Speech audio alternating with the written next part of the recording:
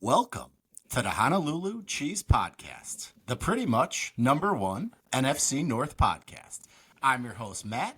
Joining me as always, my co-hosts, Ryan and Miran. And today we are joined by a very, very, very special guest. This is a young man who is the host of the Pack-A-Day podcast, as well as a writer for Packer Report 66. Andy Herman joins the show. Andy, thanks so much for hopping on, man. How are you? Well, I'm doing great now that I called the young man. I don't think that's happened in a long time, so I appreciate that. No, thank you guys so much for having me. I'm looking forward to it. Absolutely. It's interesting that the Bears fan on our show felt the need to butter Andy up a little bit with that before we started. I thought that was great.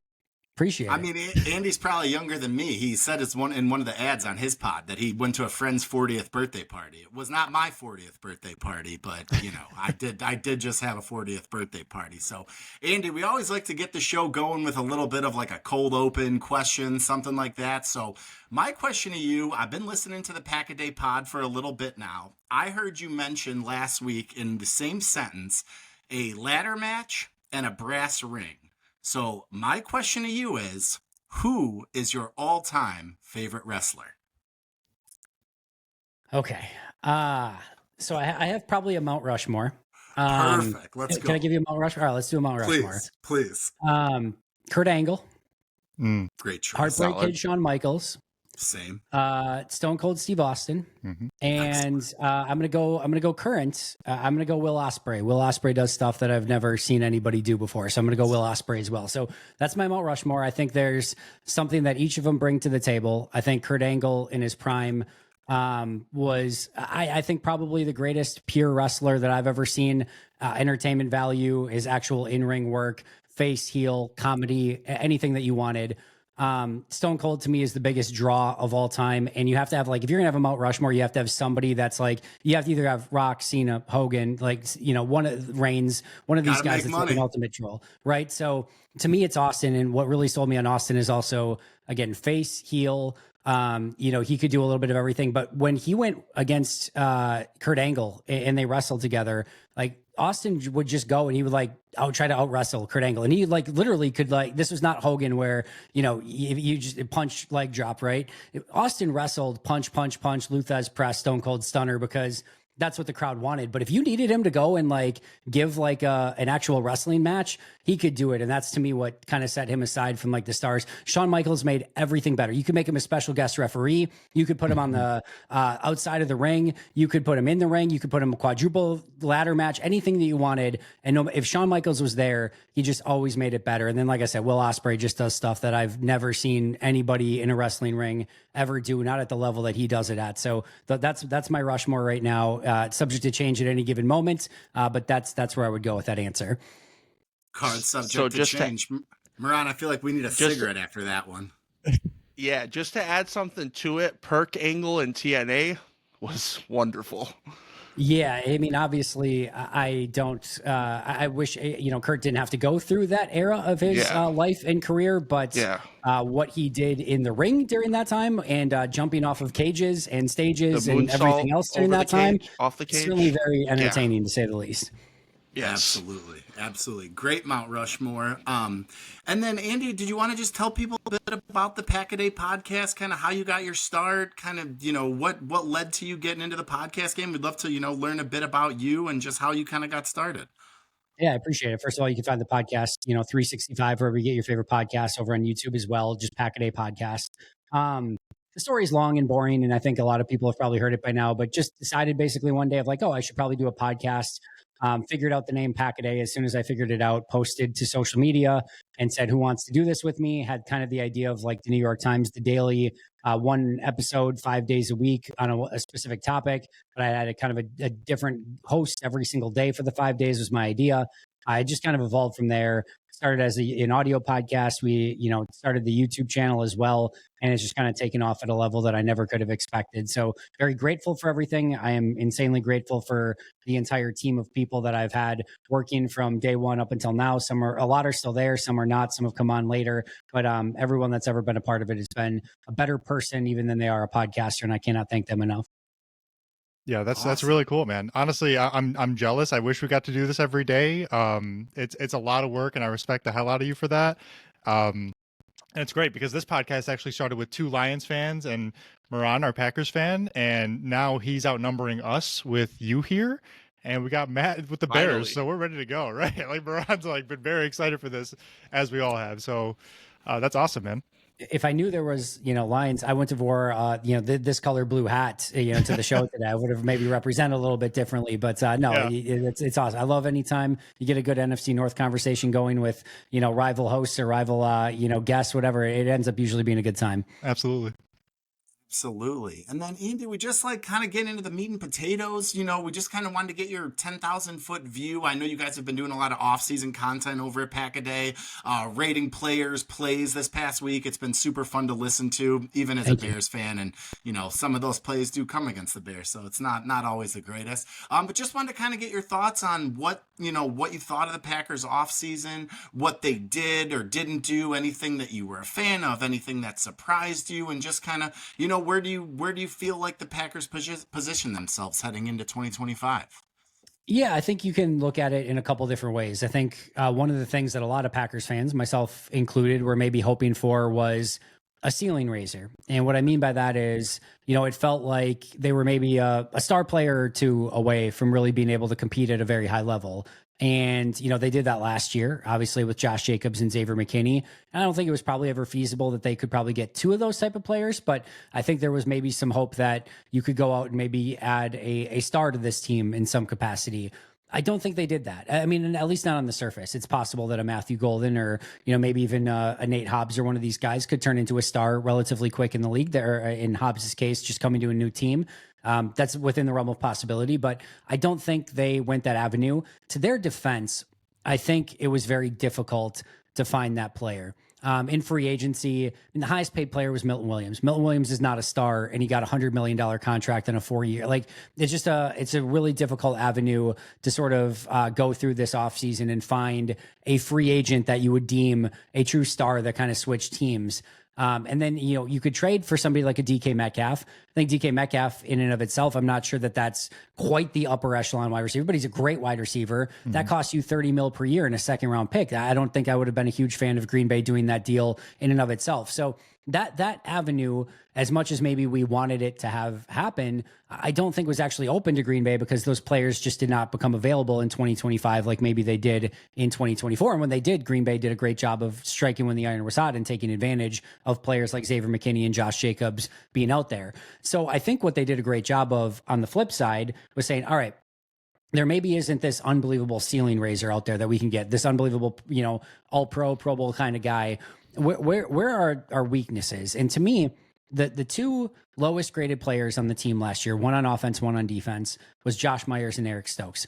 I think, first of all, the great thing that you did, and this is not trying to be disrespectful, but is letting Josh Myers and Eric Stokes go in free agency and seek other opportunities. And it's I think, best for both sides. And I hope Myers and Stokes go out and kill it in New York and with the Raiders respectively. But I think it was time for those guys to go in different directions. Green Bay did, but more importantly, they went out and signed players in Nate Hobbs and in Aaron Banks that are either directly or indirectly going to, replace those players that they let go and that were the lowest graded on the team. So I kind of look at it this way. Josh Myers is the lowest graded player on offense for me. And I went back and graded every play of Aaron Banks from this past year, and it was easily a net positive. So the difference to me between Josh Myers being the lowest graded player on the team and an Aaron Banks was almost the same as if you had a baseline level player, like a good solid player, and went to a Pro Bowl or All Pro type. That's the same type of jump that you're going from taking away your worst player and bringing in a really good player in Aaron Banks. The same thing on defense. Eric Stokes, my lowest graded player on the team. You remove him, and now you put I graded every play of him. It was a plus player. It's not the greatest player in the world, but the difference between the two is almost the jump of going to like a Pro Bowl level player if you had a solid player as is already. So I think those 2 players replacing Stokes and Myers respectively. Obviously, Banks is going to allow Jenkins to take Myers' place at center, which is a little bit of a change there. But I still think those 2 changes are going to allow you to make a jump on offense and defense that is similar to adding a big-time player because it's addition by subtraction and you're adding a solid player in their place. So are you concerned with the Jenkins move to center at all? Or The only thing that I'm concerned about with Elton Jenkins is just the contract situation right now. So I actually am extremely excited about his move to center. I think he's going to kill it at center. I think it's actually going to elongate his career. I think you're giving him a little bit more autonomy at the line of scrimmage to be able to call plays and work with Jordan a little bit more. I think that at this stage of your career maybe gets you a little bit more excited, adds a little different nuance. You're changing positions, which again, I think gets you a little bit more focused in. So I actually think it's a phenomenal thing for Elton. But I do have a little bit of hesitation and trepidation of like, if all of a sudden it's like, late August, early September, and he hasn't, officially started practicing yet, and this thing is still going on, I do think there's something that's a little bit lost in that situation of just getting to work with Jordan, get the cadence down, get some of the checks and just the nuance at the line of scrimmage. So that's my only concern right now. But if he's in anytime, beginning of August, I'm totally fine with this. And I think it's going to be a great move for both him and Green Bay. And then we were talking about it before we jumped on, but the second round holdouts with Belton as well. Hopefully that's not a long-term concern because of what's going on with Jenkins as well. It's just the line's kind of in a weird flux, but it's not really in a flux at the same time, I guess you can say. But yeah, I mean, you certainly want Jenkins there for all the reasons that we just discussed, and you don't want your second round pick period to miss any time. I think it's so important for rookies to get off to a strong start, and missing any snaps, missing anything, early on in camp, just kind of puts you behind the eight ball. So hopefully both of those guys can be there sooner rather than later. To your point, the good news is that if need be, if Jenkins and, Belton aren't out there, you can go Rasheed Walker, Aaron Banks, Sean Ryan, Jordan Morgan, Zach Tom left to right and have 5 starting offensive linemen that you've got out there. So I'm not necessarily concerned with the 5 guys that you're putting out there, but certainly you're going to need those other 2 guys probably through the course of the season, and the sooner they can get out there, the better. And the Packers are just famous for, here's this 5th round guy we signed off a scrap heap, and now he's our fucking left guard of the future for 9 years. So meanwhile, the Bears will continue to draft 1st round offensive linemen that don't work out, but I'm not mad about it. Any position groups, Andy, that still concern you on the Packers? Wish they would have done more going into the season? Any areas where you're like, I don't know if we have enough here? Yeah, I mean, everywhere you never have enough good players, right? But no, I think corner is probably the one that everyone looks at and says, all right, is there enough depth here? I think they have depth pretty much everywhere. Except maybe that one spot. And they have a little bit, I think they have Hobbs, Nixon, Valentine, and then Javon Bullard can go and play a little bit in the slot, and you can kick somebody out if need be, whether it be Hobbs or we already know Nixon's going to play on the outside. So you've got a little bit of versatility there, where if you lose one guy, you're probably still okay. If pick any of them, if the Hobbs, Nixon, or Valentine go down, you can still have 2 of the 3 plus Bullard, Williams, and McKinney at safety, and you still probably feel pretty good about the secondary in totality. But after that, after your first 3 true corners in Hobbs, Nixon, and Valentine, Kamal Haddon is probably your number 4 guy. That was a 6th round pick by KC in 2024, who immediately got cut by KC in at the end of training camp. They gave him like 20 snaps in preseason and said, all right, we're good, and released him. Green Bay picked him up on the practice squad, and he's probably like the next guy up. He's going to compete with Kalen King, a 7th round pick from last year, who Green Bay also released and brought back on the practice squad in 2024. And then Micah Robinson, a 7th round pick that they made this year at like basically the end or middle or end of the 7th round. So this is not exactly a corner room that screams unbelievable depth. That would be one position I would look at and say, all right, let's see what Haddon and King and Micah Robinson have. But if you get to the end of camp and those guys don't answer the toll, and you need a little bit of an upgrade there, it wouldn't surprise me if Goody did something like he did at quarterback last year, where he traded a 7th round pick from Malik Willis and said, all right, either via waivers or via a 7th round pick or something like that, some sort of trade, that they get somebody who's a little bit more experienced to be that number 4 corner on that depth chart. And Andy, for me, I feel like the need at corner becomes so much more magnified when you consider that you guys are in the NFC North with the receivers that you're going up against, right? I mean, the Lions have a really good receiving core. The Vikings have a really good receiving core. The Bears are coming along if Rome, takes that next step too. So it just kind of, I don't know, man. You were one freak play away from going 0-6 in the division last year, and heading into this, I mean, I just wanted to bring that up. I'm not going to lie, but the cornerbacks can't feel good being in this division. Yeah, no, it's a fair. Both of those are fair assessments, and I think the first thing to know at corner, just like offensive line, is it's a weak link position. If you've got one weak link at corner or along the offensive line, teams are going to attack it over and over and over and over. I think that's the downside of that, and I think also again, just looking at the lack of experience behind your top three true corners is definitely another negative way to look at that. I think from a positive standpoint, the way that Jeff Hafley calls defense is just kind of the modern NFL right now. I'll go back to we don't have a Minnesota guy on this podcast, but Mike Zimmer would say back in the day of like, hey, I can find a zone corner. I think he specifically said cover two, but I can find a zone corner at the local gas station down the street and play him on Sunday, and we're going to be okay. And there's so much zone being played where some of the things that you need to be able to do in this Jeff Hafley defense are play your spot, keep eyes on the ball, have some good ball skills, communicate, rally, and tackle. And I think they have guys that can ultimately do that. If you all of a sudden get into a situation where I don't even care if it's Kamal Haddon or Kalen King, if it's Keyshawn Nixon, Carrington Valentine, Nate Hobbs, and they're one-on-one man-to-man coverage a ton with Addison, Jefferson, Amon-Ra St. Brown, Jamison Williams, DJ Moore, even Roma Dunze, like, I don't care. Like, you're not going to be in a great spot where you want to be able to stop those guys consistently. So this is going to be a ton of zone defense from Jeff Hafley, just like we saw a year ago. I think they have the guys who can play that regardless of who's at wide receiver. They really didn't allow any of those guys that you just mentioned, even last year with Jair being hurt and Eric Stokes being out on the field. Right. They really didn't allow 100-yard receivers. AJ Brown tore up, of all people, Jair Alexander in week 1 last year. Like, outside of that, they pretty much contained the guys that they needed to contain and made sure that they weren't having big games. Now, doing that, again, time after time is a tough thing to do. Those are all very talented players, but I do think this Jeff Hafley defense in particular is set up to kind of take away those big time playmakers, and having Xavier McKinney on the back end where you don't want to throw in his direction certainly helps as well.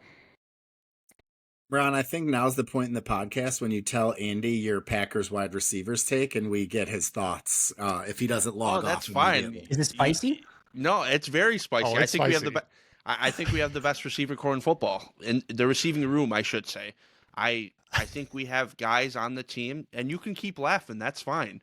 We have players all over the field that can do what we need to do. The drops were ugly. We had a lot of them. We get that, but with that being said, somehow I get told every week on this podcast that our receivers suck, our line sucks, and our second running back suck.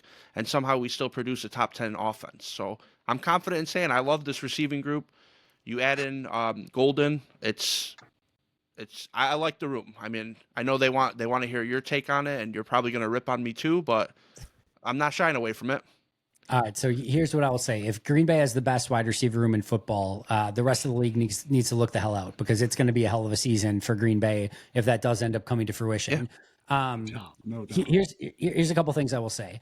I went into 2024 this past year thinking that Green Bay had a legitimate cheat code at wide receiver, because they paid the entire room last year about $6 million in totality for the season. Not one guy, $6 million. Like, in totality, the whole wide receiver room was making about maybe $6 to $8 million, somewhere in that range.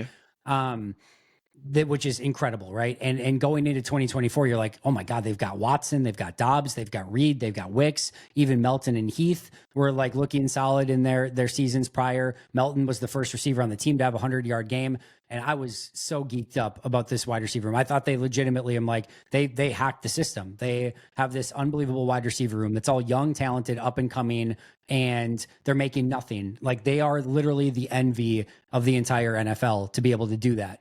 And then, unfortunately, what happened in 2024 was, Watson kind of had his injuries and stuff. And of course, the ACL, MCL at the end of the year. It was good up until that point. I think he was having a solid season. Dobbs had the suspension, was upset with the sort of style of play. He had 2 concussions, and he didn't really have the season that he wanted. Wicks dropped everything his way through the first half of the season and was disappointing for the most part through the totality of the year, although I thought he played better later. Reed, for whatever reason, after a year and a half of unbelievable play, just hit a wall in the second half of last year. I think some of the injuries kind of caught up with him as well and didn't play the same. And then Melton and Heath really did nothing.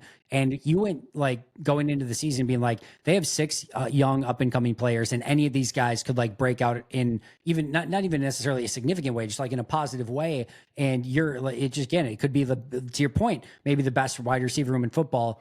And in my opinion, they went 0 for 6. They didn't have a single guy. Not only did they not have anyone break out, at best, a couple of those guys stayed stagnant. In fact, I would almost argue that they went 6 for 6 and almost taking a step back in some way, shape, or form. And so I'm with you overall in the fact that I love the talent of the playmakers on this team. And I think what Brian Gutekunst did a great job of doing was finding every flavor of player that you could possibly want. If you want, and again, this is going to partially need Christian Watson to come back healthy at some point and play like Christian Watson. But if you want a big, deep threat on the outside, awesome, Christian Watson. You want a juicy, speedy, great route running, young wide receiver? All right, we got Matthew Golden. Dontavian Wicks is one of the better separating route running wide receivers in the league. If you need a sharp route at any given moment, him. Possession wide receiver, Romeo Dobbs. You want a gadget guy? We got Savion Williams. We got McCole Hardman. Watson can do some of that. You can go in a variety of different directions. You need a big do-it-all tight end. All right, we got Tucker Kraft. You want a seam tight end, red zone guy, or receiving tight end? You got Luke Musgrave. You want a do-it-all running back, Josh Jacobs. You want a speedy, shifty guy. You've now got Marshawn Lloyd out there. And I think some of the other guys we're not even naming can add into that mix as well. But they have every ingredient that you need to be successful, including now a healthy Jordan Love. So I think the idea of, hey, whatever this play calls for, if no matter what you need, Brian Gutekunst has now provided it on that bench in some capacity at wide receiver, tight end, and running back. No matter what that play call or what that design calls for, Matt LaFleur has it. And now if guys can just go out and execute at the level that they're supposed to, which we've seen, by the way, none of this is outside of Matthew Golden and Savion Williams. None of this is projecting. We've seen every single one of these guys do what they need to do. Now they just need to do it without, inflicted wounds and the drops and things like that. And if they can do that, I think you can just go out and run the play, and whoever gets open and whatever you need to be successful on that play, they have. So I'm very bullish and confident in this group. I think putting it in the best of the league or something like that, I want to see them be best in the division or maybe something like that first before I'm willing to kind of make a proclamation like that. But I do think they have every ingredient necessary to be a top 5 offense, maybe even easily in this league if they just can stop shooting themselves in the foot. Sure. No, see, guys, it's not that crazy. I told you. I love the Dontavian Wicks being a great separator point. That's like Ben Simmons would be the best player in the NBA if there was no basket. Dontavian Wicks would be the best wide receiver in the NFL if he didn't have to catch it. But it's very Moneyball. It's very Moneyball. We've found this perfect player. He just has one flaw. He can't catch the ball. He can separate. He can block. He can run after the catch. I don't even know where those drops came from, because he had some the year prior, but like from his hands, Miran. No, I get that, but like to the extent of last year, it him was and Reed both. Yeah, it was crazy. An anomaly. It didn't make sense. But I can't think of a more frustrating wide receiver than Christian Watson, though.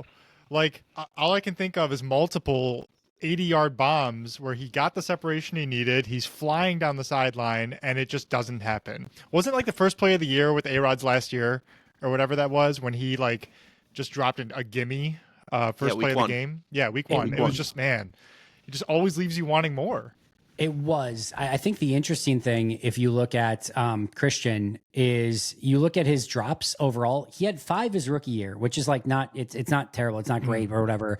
In the last 2 years combined, he's had 4 combined, not 4 per year, 4 combined. So like there is this connotation with Christian that like he drops, he's had a couple big drops. There's no doubt about it, but he's dropped 9 balls. I mean, Wicks and Reed had more than that last year. He's dropped 9 balls in 3 years. Yeah. So his actual pass catching and his efficiency as a pass catcher is actually fine. I think where Watson leaves you wanting more is there have been a couple big drops, no question about it. And some of those non-drops where it's maybe not counted on that list is he didn't track the ball correctly or kind of finish through a route where it's not necessarily showing up on that drop stat, which I do think he needs to be better on. But just the injuries too, and just the lack of consistency, I think is where, as a player overall, you look at him and be like, man, this guy could be, top whatever wide receiver in the league. And it just, again, to your point, always leaving you wanting a little bit more. For sure. And Andy, we know you're pressed for time. You're a busy guy. When you record a podcast every day, I can only imagine how quickly your schedule fills up. So thanks again for doing this. Before we let you get out of here, though, just kind of wanted to get your overall NFC North thoughts. What do you think of, the Bears, the Lions, the Vikings going into the season? Who wins the division? What were your just offseason thoughts on, the Bears hiring Ben Johnson, the Lions losing 2 coordinators, the Vikings going in with JJ McCarthy? So just kind of wanted to see where you're at, big picture for the NFC North. So, yeah, if I wasn't, go ahead. I was just going to say, before you jump into that, because you said basically Goody gave LaFleur all the pieces to be a top 5 offense. Do you think if it's not, we start asking questions about the head coach, or are we not at that point yet? I don't think we're to that point. I think it would take 6 wins or less, maybe even 5 wins or less this year, and that's not including if it's like a Love injury or something like that. Okay. Either that or actually I take it back. It would probably take 5-6 wins or less, and you start seeing this team, like the locker room, like Matt loses the locker room to some extent. If some of those things happen, I mean, just the losses in themselves would get him on the hot seat. But anything of like any significance, I think it's going to take something pretty catastrophic. And I'd be just with the talent on this team, the depth, like their ability to beat bad teams in general. I would be pretty surprised if it kind of gets to that point. And hopefully it just doesn't. But I think it would take something pretty catastrophic to go in that direction. All right. So as far as the NFC North, if I were not a Packers fan, if I was just Rob Lowe with just the NFL hat on, right, and I was just a fan of the NFL, the shield, just the shield, just an NFL guy, didn't really have a team or a dog in the race or whatever. I would say that the NFC North would be the division that I would most want to watch in 2025. And I think it is so interesting for so many different reasons. First of all, I don't think there's a bad team to watch in this division. Like, I think the Bears are extremely interesting in what they look like with Ben Johnson and Caleb Williams. I think that in and of itself, like, I'm very intrigued just to tune into their games and be like, what does this look like? I think with JJ McCarthy in Minnesota, you had a team that was unbelievable in the regular season with Sam Darnold last year. You now have a top 10 quarterback that was injured all of last year and is playing in his first games. That's taking the keys to this car that was so freaking impressive during the regular season in 2024. You're just saying, here you go, JJ McCarthy, go have fun. Let's see what you got. And I think that's massively interesting because you have really kind of the makeup of a, I don't know, I guess kind of like a contender, like a legitimate contender, with like all the players on the team that they have. And I think the coaching staff, the defense set up the way that it is, I think it's right there. And it just, now all of a sudden you're giving it to a first time starting quarterback, which is really a unique scenario. We don't really see, I think, a team with that much talent just say, hey, first year guy, go, let's see what you got. So I think that's massively interesting. I think the ceiling for Jordan Love, and just like, can he be a top 5 quarterback? Is he clearly a top 10? Is he just like the 15th or 16th? I think that difference in and of itself is so unique and interesting. And then you've got this Detroit Lions team who has been a regular season juggernaut, but has not been able to put it together in the playoffs, who now has lost Ben Johnson and Aaron Glenn, has lost Frank Ragnow and Kevin Zeitler along the offensive line.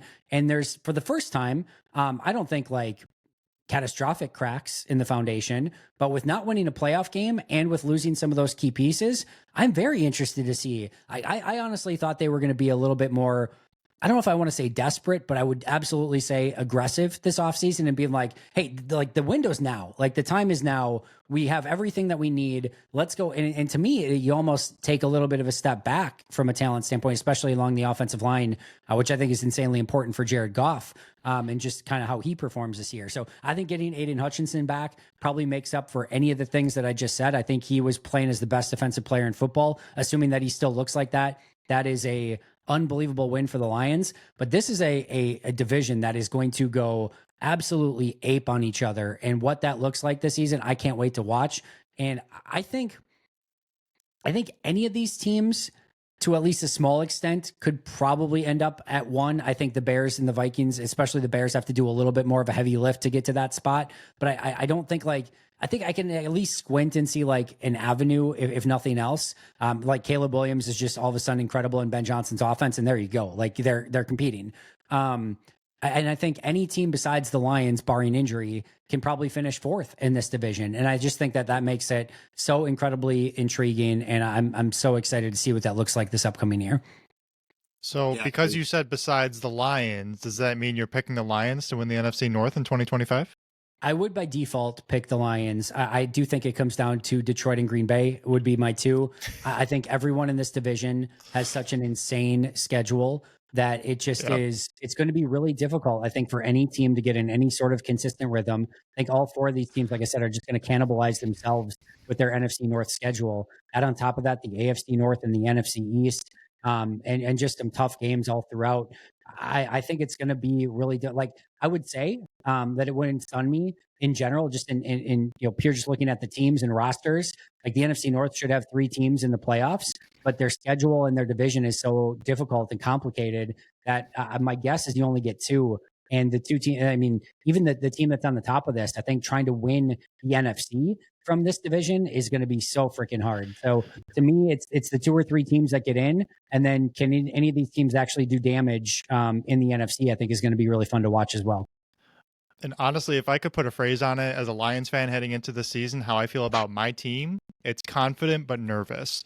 And I'm thinking about that as you're talking, and I'm like, wait, you can say this as a Bears fan, you can say this as a Packers fan, you can say this as a Vikings fan. I think every team in our division has a good reason to be confident, but also nervous that the wheels just fall off for all the reasons you just mentioned, right? Like, any one of these teams could finish first in the division, and I don't think anyone would be terribly shocked unless it's the Bears. I mean, let's be real. But like, it'd be surprising for sure. It would be. But like, really, I mean, the Packers have a solid chance, as do the Lions. But I think a lot of our fan base in Detroit shares the same frustrations that you brought up, like wanting more of a splash by our, the offseason. But I think that we are counting on getting better through being healthy and planning for the long run at the same time, like wanting to be good for the next 5 years. So it's a frustration for us too, but I can't argue with it. And I just think you always have to be careful with that because, we all want our teams to be good 5-10 years down the road. Like you just go, just bringing this back to wrestling, since that's where we started. There's this always idea that like, oh my God, the AEW just signed CM Punk. We're going to get CM Punk versus Kenny Omega. We're going to get CM Punk versus Daniel Bryan. We're going to get CM Punk versus all these guys. And it's like, you don't know when any of these guys are going to leave, when somebody's going to get hurt for a significant period of time. Like, book the match now. Like, book the match right now. If you've got 2 hot wrestlers that are ready to go, like, book it, because you don't know what's going to happen 3 months from now in professional wrestling, much less in the NFL. Like, you don't know a year, 2 year, 3. Like, Jared Goff suffers like an Alex Smith sort of injury, or you all of a sudden end up with a couple players. I know I'm not speaking into fruition, but you get my point. Like, you don't know what 2027, 28, 29, any of these things are going to look like. And that's why when you have this up, like Detroit is set up and has been set up for these last couple of years to like, you need to win a Super Bowl, and with how this team has kind of put it together. And now already, Ben Johnson, Aaron Glenn is gone. Frank Ragnow is gone. Like, there's already, again, just it's not catastrophic, but there's, for the first time, I think some signs of leakage and cracks in the foundation. And again, if you don't take advantage of that, and what I fully believe is a window when you have it, you're going to look back, 5 years from now and be like, great, we've still got our, some young players and stuff like that. But, we went to the playoffs for 4 or 5 straight years during the prime of this run. And we've got 2 playoff wins to show for it. And no, not even a Super Bowl appearance. And if you look at it, like if it ends up being that, you're going to look back at it and be like, man, what a missed opportunity that was. So to me, like if I'm Detroit, I'm saying I'm striking right now. And I don't really care what 2028 or 2029 looks like. I want to go for this thing right now. Especially with their history, you would think they would have their foot on the gas pedal a little bit more. And then you have, like, we listen to Detroit sports talk radio on the way to work, and you have fans saying, oh, let's be good for 6 years. We don't have to go crazy for this 1 year. But, like, knowing Lions history, 6 years down the road, like you're saying, might not be pretty. So and I respect Detroit to what they're doing to an extent of like, hey, we don't want to go back to that, right? We know what, if we go all in now and then it ends up being where it's like, same old Lions, and we're 2-15 for 3 more years because we went a little bit over aggressive. Like, I get wanting to steady the ship and say like, hey, we're going to be a playoff team every year, we're going to be competitive every year, and eventually like we'll just get hot at the right time and win this thing. Like I can understand and respect after years of losing seasons of like why you would want to go in that direction. I just think you have to be really careful with it and understand that also there's a lost opportunity. There's an opportunity cost to also not striking when it's right. And if you don't do that at the right time, I do think you end up looking back at it with a little bit of disappointment. Yeah, I think you said it perfectly, bro. I don't want to be the guy from Happy Gilmore in 2 years. Oh, we suck again. Like that will not be me in 2 years. I refuse. Fair enough. Ryan, that's the water boy, but I digress. Yeah, you were close. Happy Gilmore, my bad. Shout out to M. Sandler. My apologies. Anyway, Andy, thanks so much for doing this, man. Really, really appreciate it. It was great talking ball. I was telling these guys last week, if you just If you just smell it just the right time, it's starting to smell like football outside, training camp's coming. Before we let you get out of here, Andy, definitely can you let the people know where they can find you? I know a lot of them have already found you, but anybody who's left, Bears fans, Lions fans, I'm sure they'd love to check your stuff out. Yeah, you can find me at Andy Herman NFL on social media, and obviously post everything out there. But Pack a Day Podcast, wherever you get your favorite podcast, 365 a year, and over on YouTube as well. Awesome. Andy, thanks so much for doing this. And Ryan, take us home. All right. And with that, may your Kool-Aid stay blue. And your head stay cheesy. Duh, Bears. Thanks, everybody. Peace out.